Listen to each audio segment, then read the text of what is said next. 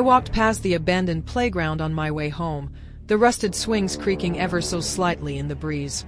It had been years since I last played there, but something about it always gave me an uneasy feeling. That night, something felt off. I could swear I saw movement among the jungle gym's shadows. I stopped, staring at the empty slides and swings. Then, a giggle. A child's laugh, faint but unmistakable. I turned sharply. No one was there. Goosebumps rose on my skin as I took a step forward, trying to rationalize the sound. Maybe it was the wind or a distant house. But then, the merry-go-round creaked, moving slightly, as if someone had just stepped off it. My breath hitched. The playground had been abandoned for years. No one came here, not since the accident. A chill ran down my spine as I remembered the story. Years ago, a little girl had vanished from this very place. One moment she was laughing on the swings, the next she was gone. They never found her. I turned to leave, but my body froze as the swing beside me swayed violently. No wind, no one in sight. And then, the giggle again. Right behind me. I spun around, my pulse pounding in my ears. A shadow darted between the slide and the monkey bars. My legs refused to move, my breath coming in ragged gasps. "Who's there?" My voice trembled. No answer, just the eerie stillness of the playground. The seesaw groaned. One side dipped as if someone had just sat down. I felt watched, an unseen presence lingering just beyond my sight. Then, I saw her. A small girl stood near the merry-go-round, her back turned to me. Her hair was long and dark, hanging limply over her shoulders.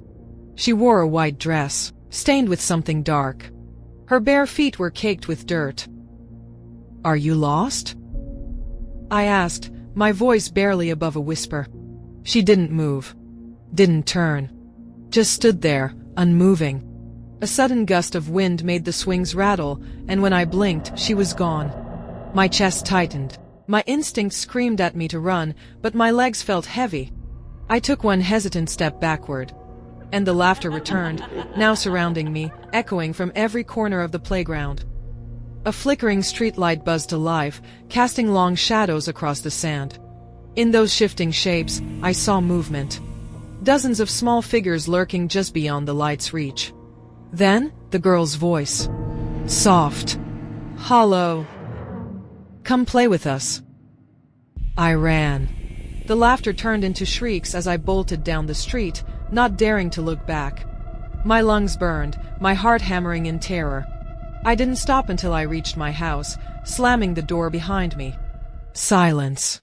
I let out a shaky breath, trying to calm myself. Just my imagination. Just a trick of the dark. I exhaled and turned to lock the door. A soft giggle sounded behind me. Cold fingers brushed my neck. My blood ran ice cold as my body locked up, the air thick with something unseen, something wrong. Then, the whisper. "Found you."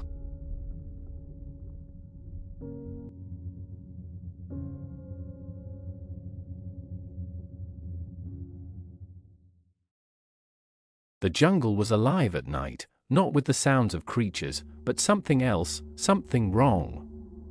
I had been trekking through the dense rainforest for 2 days now.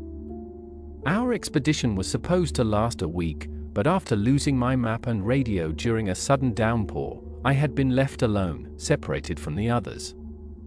My only goal was survival. By the second night, exhaustion was creeping in, but I had to keep moving. The trees stretched endlessly in every direction, their towering figures swallowing what little moonlight filtered through the dense canopy. The ground beneath my boots was thick with mud, every step sucking me deeper into the earth. Then I heard it. A whisper. At first, I thought it was the wind, but the air was dead still. It came again, slithering through the dark, just beyond the trees, low and deliberate. My stomach twisted into knots. I wasn't alone. I forced myself forward, increasing my pace.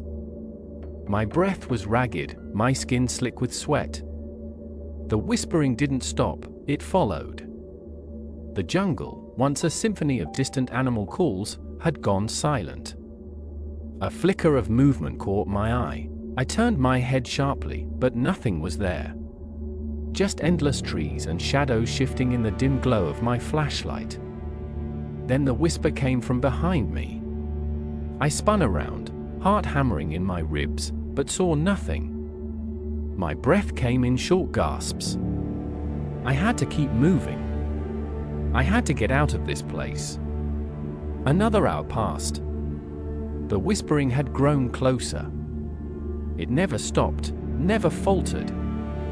It wrapped around me, slipping into my ears like damp, rotten fingers. Then, I saw footprints. Deep in the mud, they were human, but wrong. Too long, the toes too sharp, like claws had pressed into the earth. They led ahead, deeper into the jungle. The whispering turned into murmurs. I stumbled back, but something shifted in the periphery of my vision. A figure, just a silhouette, crouched between two trees. It didn't move, didn't breathe. It simply waited. I turned and ran. Branches tore at my arms, my legs. The whispers followed, growing louder, more insistent. A presence slithered through the trees, keeping pace with me. My flashlight flickered, the batteries dying, but I didn't dare stop. A root caught my foot. I crashed to the ground, mud filling my mouth, my vision exploding in pain. Then I heard the breathing. Right beside me. Shaking, I turned my head. The figure was crouched in the mud, inches from my face. Its limbs were elongated, its skin the color of damp bark. Hollow, sunken eyes stared into mine, and its lips stretched into a too-wide grin. It whispered my name.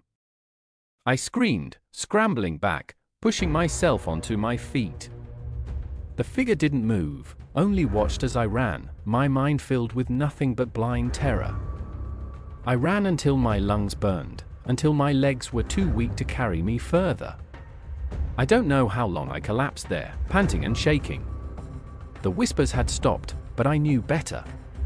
It was still there. Watching. Waiting. I was never getting out of this jungle. And I was never alone. The whispers had claimed me,